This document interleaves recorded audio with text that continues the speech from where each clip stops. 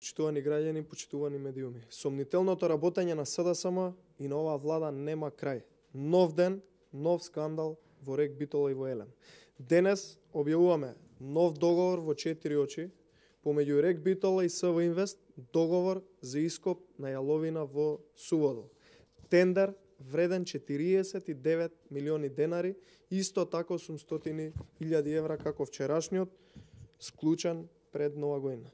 Исто така, по некоја случајност, РЕК Битола неосновано и го раскинува договорот на фирма која работи со години претходно и новиот договор го добива фамозната фирма СВ Инвест, која притоа немала ниту собствена механизација, ниту пак искуство, ниту пак техничка стручна поддршка од кадар. Сетова, фирмата СВ Инвест го изнајмува од други фирми, кои што ги ангажира со механизација, со транспортни камиони, со работници, со се останато. Документи веќе ги добиете во прилог за доколку ви треба да можете да ги истретирате.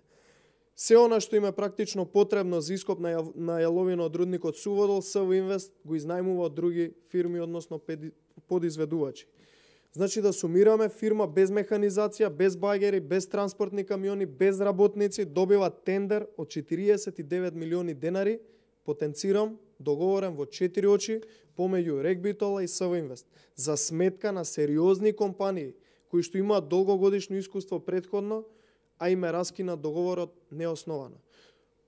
Прашуваме, зошто е раскинат договорот на претходната фирма и според кои критериуми токму фирмата СВ Инвест го добива овој милионски тендер во 4 очи?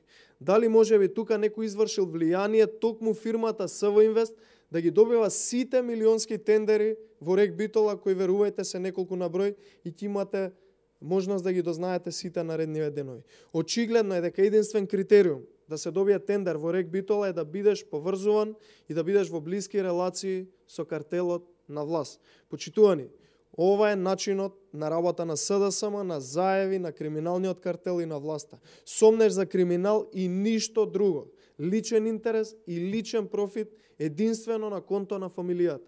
Го храбруваме јавното обвинителство да ги истражи сите овие случаеви и да поведе соодветни постапки. Бидејќи за ова и за сите други потенцијални криминални дејанија, сите ќе сносат одговорност еден ден и ќе одговараат.